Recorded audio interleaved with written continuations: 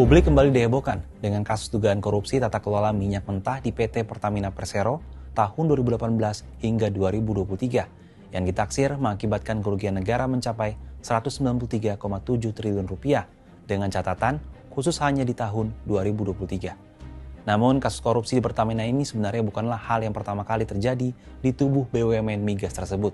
Tercatat sejak pertama kali didirikan pada tahun 1957 ada sejumlah kasus korupsi yang mengakibatkan kerugian negara. Kita tengok jejaknya.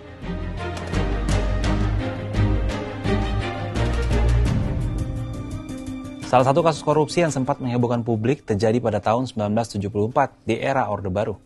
Saat itu Pertamina dipimpin oleh Ibnu Sutowo sebagai direktur utama. Meski berhasil membangun Pertamina dari perusahaan kecil tak dikenal menjadi perusahaan minyak raksasa dan skala dunia, Pertamina di bawah kepemimpinan Ibu Sutowo bebas bergerak tanpa sepengetahuan pemerintah dan DPR.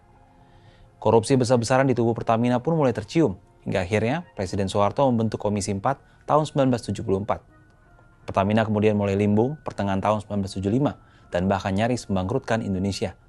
Puncaknya Presiden Soeharto akhirnya menerbitkan internal Pertamina dan Ibnu Sutowo dilengsarkan dari jabatannya sebagai Dirut Pertamina pada 5 Maret 1976. Namun ia tak pernah dinyatakan bersalah. Selain kasus Ibnu Sutowo, ada juga kasus Pertamina Energy Trading Limited atau dikenal dengan sebutan Petral yang merupakan unit usaha Pertamina yang bermukim di Singapura yang disebut-sebut merugikan negara hingga ratusan triliun rupiah. Pada 2014, Presiden Joko Widodo melantik Sudirman Said sebagai Menteri Energi dan Sumber Daya Mineral atau SDM dan meminta khususnya agar Petral dibenahi. Sudirman membentuk tim reformasi tata kelola migas yang digawangi Faisal Basri dan 12 pakar lainnya dengan julukan tim anti mafia migas. Faisal Basri dan kawan-kawan bekerja 6 bulan penuh menyelidiki praktik-praktik impor BBM di tubuh anak usaha Pertamina tersebut. Tim menemukan beberapa hal dari kajian mereka, misal penawaran yang dilakukan ke Petral dan PES tidak lazim, proses berbelit-belit dan harus menghadapi pihak ketiga yang bertindak sebagai agent atau arranger.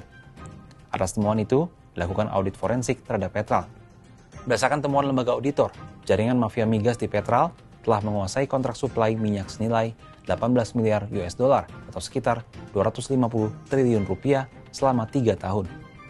Untuk audit anak usahanya itu, Pertamina merogoh kocek hingga 1 juta dolar AS. KPK kemudian menetapkan tersangka dalam kasus ini pada September 2019 setelah mengklaim melakukan penyelidikan sejak Juni 2014. Terduga pelaku utamanya ialah Bambang Irianto. Bambang diketahui pernah menjabat sebagai Direktur Utama Pertamina Petral sebelum melakukan penggantian pada 2015. Tak berhenti sampai di situ, kasus dugaan korupsi di Pertamina masih terus berlanjut. Salah satunya dalam kasus yang menyeret bekas Dirut Pertamina periode 2009 hingga 2014, Karen Agustiawan, pada kasus korupsi pembelian gas alam cair atau LNG. Dalam kasus korupsi pengadaan LNG di Pertamina periode 2011 hingga 2014, Karen disangkakan melakukan pembelian gas secara sepihak tanpa mengikuti prosedur pengadaan yang berlaku seperti kajian komprehensif. Hal ini menyebabkan kargo LNG mengalami kelebihan suplai sehingga menyebabkan kerugian negara 2,1 triliun rupiah. Atas perbuatannya, Mahkamah Agung memperberat hukuman Karen dari 9 tahun penjara menjadi 13 tahun penjara pada Jumat 28 Februari 2025. Saat ini Kejaksaan Agung telah menetapkan 9 tersangka atas kasus dugaan korupsi tata kelola minyak mentah dan produk kilang periode 2018 hingga 2023. Dengan jejak korupsi yang kerap terulang di PT Pertamina, sudah seharusnya pemerintah melakukan bersih-bersih di BUMN migas tersebut agar peristiwa serupa tidak kembali terulang. Kalau menurut sahabat Kompas gimana? Setuju nggak untuk bersih-bersih di Pertamina?